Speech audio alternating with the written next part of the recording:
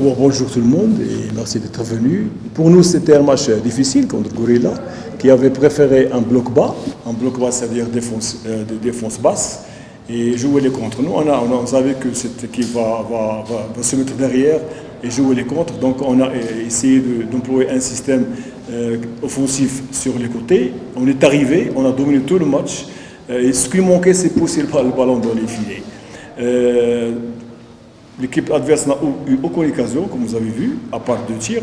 Mais nous, on est dans un manque de réussite. Peut-être que le retour de Jibrail, qui n'est pas encore établi de sa blessure, ni Dao, son premier match, 20 minutes. Donc on attend qu'ils se rétablissent et qu'ils auront plus de compétition et plus de repères. Mais toujours est-il qu'un point mieux que rien. Donc il reste encore 22 matchs. C'est encore long. On a encore le temps de travailler, de donner le moral pour nos joueurs attaquants. Et je crois que le futur n'est que bon pour l'APR. Parce que déjà, nous, on a réglé le côté défensif, qu'on avait un problème. Maintenant, sur presque 2 matchs, on n'a pas réussi de but, ni aucune occasion adversaire. Donc, déjà, il y a une amélioration défensive avec le gardien de but. Sur le plan milieu de terrain, on récupère le ballon très très bien, on relance, c'est bien. Mais ce qui nous manque, c'est concrétiser les actions. On a eu beaucoup d'occasions aujourd'hui qu'on n'a pas marqué, mais je pense que le football, c'est ça. Les grands clubs aussi passent par un virage. Donc nous, on connaît le football.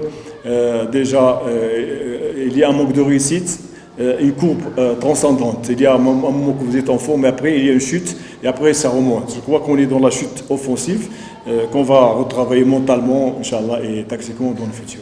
C'est ça que je voulais poser ma question. La consistance des joueurs, surtout les médiateurs, les autres. On a une impression qu'il y a des joueurs qui ont baissé. Est-ce que dans vos calculs, dans vos data, est-ce que vous constatez ça, qu'il y a des jeunes qui ont baissé le rythme, qui ont baissé la forme? Oui, mais c'est vrai, parce que quand tu es blessé pendant un certain temps, il te faut encore 2-3 matchs pour revenir à la forme. Exemple, Jibril, maintenant, ne peut pas jouer un match complet.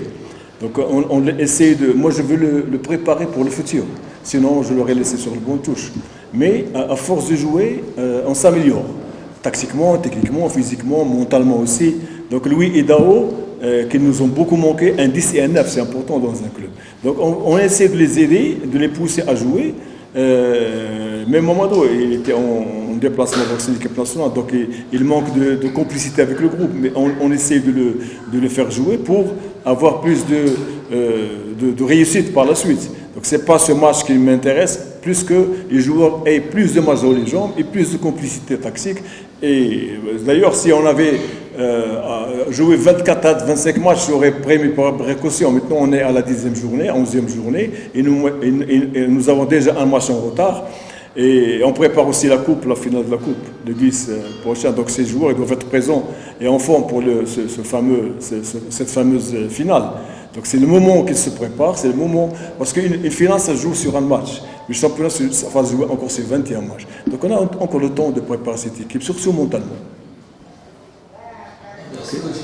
Alors j'ai des questions. La première question, vous avez commencé le match avec 3 attaques atypiques, mais vous venez de terminer le match sans même un attaquant. Quelle est l'idée de ces remplacements? Deuxièmement, les supporters d'APR disent que vous faisiez vos remplacements à retard. Que penses-tu? Qu'est-ce que je fais? Vous faites des remplacements je ne peux pas faire rendre service aux gens parce que je connais la valeur des joueurs. D'ailleurs, comme j'ai dit la dernière fois, on ne peut pas changer pour changer. Tant que je domine le match, à la 65, 70 minutes, on peut changer.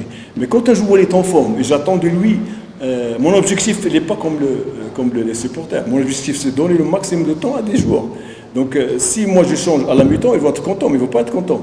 Si je fais sortir un joueur qui est en forme, le changement, c'est le coach. On a tout un staff, on a un logiciel qui nous dit est-ce que le joueur est fatigué ou pas fatigué. On a joué avec 3 attaquants et au deuxième temps, 3 attaquants. On a joué avec Mamadou à gauche, en pointe c'était William, et à droite c'était Jibril, qui est un attaquant ailier. C'est pas un attaquant de pointe, c'est un ailier. Et quand ils ont joué 65 minutes, On était obligé de faire Hakim, qui est un ailier droit, c'est le même poste.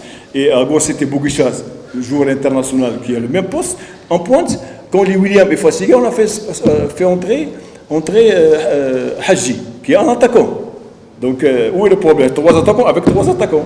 Mais ici, le problème, moi j'ai déjà discuté avec beaucoup de personnes, c'est qu'eux, ils ont dans la tête qu'un joueur ne peut pas changer de poste.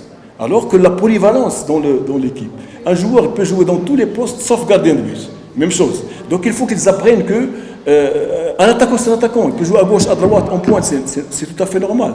Vous avez la preuve avec Madrid. Qui est l'arrière droit maintenant? Qui est là? Je pose la question. C'est des milieux de terrain qu'on fait jouer à droite. Donc c'est ça. Il ne faut pas rester stagné sur le numéro. Le numéro 7 remplacé par le 7. Le 11 avec le 11. Non, ce n'est pas du football. Même en jouant en méthode attaquant, il y a une animation qui change de poste pour déstabiliser la défense adverse. Donc voilà, c'est comme ça. Il faut qu'on apprenne à laisser l'entraîneur travailler, faire son travail. Je ne peux pas faire un changement pour faire plaisir aux gens. Non. Je suis là, j'ai une responsabilité, j'ai un groupe. Donc déjà, quand on a joué 50 minutes,